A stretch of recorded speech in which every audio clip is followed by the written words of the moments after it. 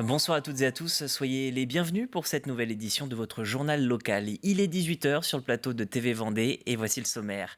Un petit détour en Bretagne pour suivre l'entraînement de Thomas Coville. Le skipper Sodebo continue sa préparation avant la reprise de la saison 2023-2024 avec une épreuve très attendue, l'Arkea Ultime Challenge Brest. Toujours sur la côte, les professionnels du tourisme rouvrent pour la saison estivale. 2 plages des Sables d'Olonne sont déjà surveillées le week-end depuis le 15 avril et les commerces accueillent une clientèle qui répond déjà présente. Enfin du sport football, nous reviendrons entre autres sur la première victoire de La Roche-Essau depuis 10 journées, 2-0 pour les Lyonnaises pour le compte de la 18e journée de D2 féminine. Mais on débute donc avec de la voile à Lorient. Thomas Coville profite de l'intersaison dans son sport pour roder son bateau, le Sodebo Ultime 3. Le skipper de 54 ans veut réduire au maximum ses temps de course avant la très attendue Arkea Ultime Challenge Brest. Ce sera la première édition de ce tour du monde en solitaire à bord d'un Ultime 32-23. Reportage en haute mer avec Diane Delangle. Lancé à pleine vitesse le 14 février entre Cadix et San Salvador sur la route de la découverte, le Sodebo Ultime 3, victime d'une avarie de foil, se voit contraint d'abandonner sa tentative de record 48 heures après son départ. Quand tu es dans les temps, et notamment en équipage, il y a l'émulation de l'équipage, on est des compétiteurs et au moment où ça arrive, il y a évidemment une très grosse déception et on essaye toujours de le traduire comme quelque chose qui a finalement nous a permis d'apprendre quelque chose. Et c'est de ça qu'on rebondit et c'est de ça qu'on se nourrit. Rapatrié à Lorient, sa base, le navire de la marque vendéenne réalise actuellement des navigations de relations publiques avant d'entrer en préparation. Prochaine date, la Transat Jacques Vabre, le 29 octobre. À la fin du mois d'avril, début mai, on va finir par quelques sessions de tests où on va pousser le bateau dans ses retranchements pour continuer à acquérir des données sur des zones très spécifiques que le bureau d'études nous demande d'explorer. Et puis après, le bateau va rentrer en chantier d'été. En fait, c'est sans fin la mise au point d'un bateau comme ça. En fait, c'est sans fin parce qu'on est dans l'exigence de tout le temps faire évoluer. On n'est jamais dans la satisfaction que finalement ce serait terminé. Sodebo réalise la quasi-totalité des pièces qui constituent le bateau en interne, pouvant ainsi le faire perpétuellement évoluer. On est tellement pionniers sur ces grands bateaux et dans cette classe qu'on ne cessera jamais d'apprendre et de découvrir des choses, parce que personne d'autre avant nous n'a osé ni a tenté. Je ne connais pas aujourd'hui de bateau plus enthousiasmant, plus excitant, plus fascinant. Et comme j'ai ce bateau dans les tripes, c'est un bateau qui est né de notre imagination, je mesure en le partageant dans des journées comme celle-là avec d'autres, la chance qu'on a. Et tant que je ne serai pas blasé de pouvoir partager cette émotion-là, je pense que je pourrais continuer à naviguer.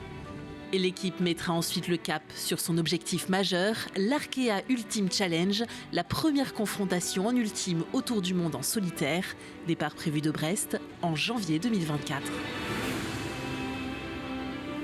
Et puis cette semaine, Diane Delangle vous proposera une plongée dans les coulisses des équipes de Thomas Coville. Vous le verrez, toute une ruche travaille à la préparation du navire. Ce matin, une vingtaine de personnes s'est rassemblée devant le lycée Rosa Parks de La Roche-sur-Yon pour montrer son opposition au SNU. Le service national universel a été créé par le président de la République lors de son premier mandat en 2019. Mais aujourd'hui, les opposants avancent 3 sources de mécontentement. Le coût, estimé entre 2 et 6 milliards par an. Deuxième grief, l'encadrement militaire, pas adapté selon le collectif Non-SNU Vendée qui dénonce enfin une opération de soumission de la jeunesse. Je me préoccupe de l'image qui est donnée par le SNU concernant la jeunesse. En fait, sous vernis de scoutisme, on présente la jeunesse comme désœuvrée, comme désorientée. Elle a perdu le sens des valeurs, elle a perdu le sens de l'ordre. Et ça, c'est pas du tout l'expérience que j'ai de la jeunesse quand je suis en qualité d'enseignant. Et c'est à la fois une erreur, c'est aussi moralement inquiétant et même triste. Pourquoi en veut-on autant à la jeunesse? Pourquoi est-ce qu'on la discrédite autant? C'est le nouveau cadre qui est effectivement gênant, c'est-à-dire que ces formations-là se déroulent effectivement dans des établissements scolaires et que du financement public, et beaucoup de financements publics sont attribués à ces formations au détriment des autres budgets pour le fonctionnement normal de l'enseignement public. Depuis vendredi, l'Académie de Nantes est en vacances et rejoint celle de Paris. Avec la douceur et le beau temps de ces derniers jours, autant dire que de nombreux touristes se sont massés au bord de l'eau. La saison touristique débute donc avec une belle affluence pour les professionnels. Au Sable d'Olonne, par exemple, l'heure est au dernier réglage dans les commerces mais aussi dans les postes de secours. Les sauveteurs sont en place dès ce 15 avril. Reportage de la rédaction. Donc voilà, ici vous avez moins 50%. Ouais, on commence bien la saison. Dans cette boutique rue Travaux, l'activité a repris le 1er avril dernier. Quelques touristes passent la porte de la bijouterie, mais pour le moment pas d'achat, que de la curiosité. Ah bah c'est normal, ils profitent, voilà, ils vont se promener toute la journée et puis à partir de demain et après-demain, ils viendront dans les boutiques. C'est classique, quand on va en vacances, on va d'abord voir la mer. Je suis plutôt sereine parce que les gens préparent toujours un petit budget vacances, alors peut-être qu'il va être moindre, mais ça dépense quand même encore un petit peu. Malgré l'inflation et le coût de certains produits, pas d'inquiétude donc.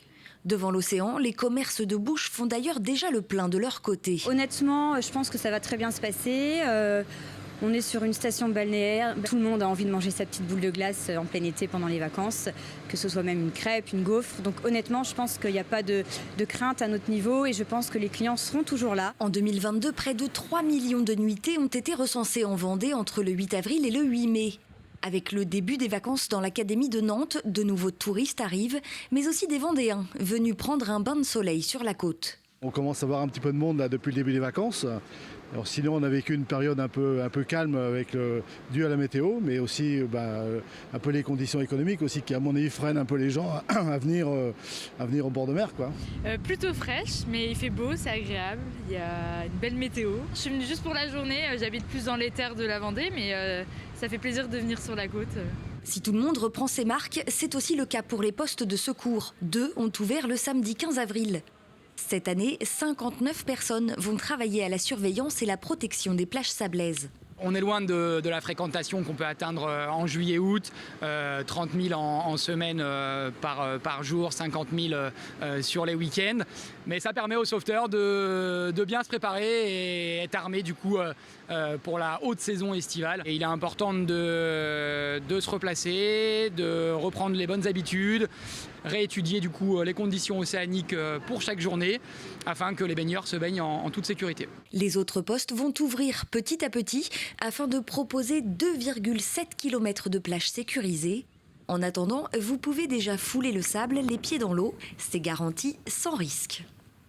Et avec les vacances, d'autres prennent du temps pour aider leurs voisins. L'heure civique a officiellement été lancée jeudi dernier à Saint-Révérend et à la Genétouse. Le dispositif invite les volontaires à donner 1 heure pour un engagement bénévole. Et derrière ce projet, Athanase Périfan, le créateur de la fête des voisins et des voisins solidaires, se disait très touché par les élans de solidarité entre particuliers observés pendant cette période. L'initiative continue donc de se développer et de nouvelles villes comme Auchay-sur-Vendée rejoignent l'aventure dès aujourd'hui. Pour créer une dynamique, il faut un peu organiser les choses. La mairie et le département sont les chefs de file des solidarités territoriales et locales. Ils vont devenir aussi les catalyseurs de cette solidarité interpersonnelle. C'est le maire, c'est la mairie qui va servir d'intermédiation entre des gens qui ont envie d'aider, des volontaires, et des gens qui ont besoin. Donc il y a un site internet, on peut s'y inscrire, mais on peut s'inscrire de 1000 autres manières, en allant à la mairie, en rencontrant des élus, en donnant son numéro de téléphone. Et puis les gens s'inscrivent et la mairie connaît tout le monde, donc connaît où sont les besoins. Où est-ce qu'il y a une personne âgée, où est-ce qu'il y a une famille un peu isolée qui a besoin d'entraide et va mettre en relation. Et c'est comme ça qu'on crée la dynamique. Au Poiré-sur-Vie, la boutique Les Instants Libres participait ce week-end à la 25e fête de la librairie indépendante. C'était l'une des 2 librairies ouvertes pour l'occasion dans le département avec Agora à La Roche-sur-Yon. Ces commerces de proximité ont été plébiscités pendant le confinement et malgré la reprise de l'activité, la clientèle reste fidèle ici au Poiré-sur-Vie. La librairie a ouvert en octobre 2021, donc juste après la crise du Covid. On était clairement encore dans l'engouement très fort que les clients et lecteurs ont manifesté pour leur librairie pendant cette période très particulière.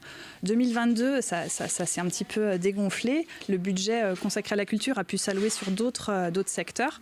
Mais il y a toujours, je pense que cette crise Covid, elle a permis de créer un lien entre le client, le lecteur et les librairies. C'est aussi l'occasion souvent de rappeler que on est dans un secteur particulier où le prix il est le même partout. C'est quand même une chance. Et ça permet aux gens de s'offrir un petit moment de plaisir en venant rencontrer leur libraire, échanger et de façon locale et de proximité. Allez, du sport à présent avec du football. L'équipe féminine de La Roche-Essau goûte à la victoire pour la première fois depuis le mois de novembre. Victoire 2-0 sur leur pelouse synthétique. C'est la fin de 10 journées sans succès en D2 féminine pour les joueuses de Fabrice Boyer. À l'époque, c'était déjà face au CA Paris. Grâce à cette victoire, le SO peut encore croire au maintien à 4 matchs de la fin de saison et non que 6 points de retard sur le premier non relégable. D'entrée, on l'avait bien préparé pendant 15 jours là, donc on savait ce qu'on avait à faire, on a respecté le plan de jeu et ça s'est bien déroulé sur tout le match, donc on est contente. Il y avait beaucoup d'engagement des deux côtés, mais on a répondu, donc on a su sortir de cette densité, aller marquer 2 buts aujourd'hui, donc c'est bien.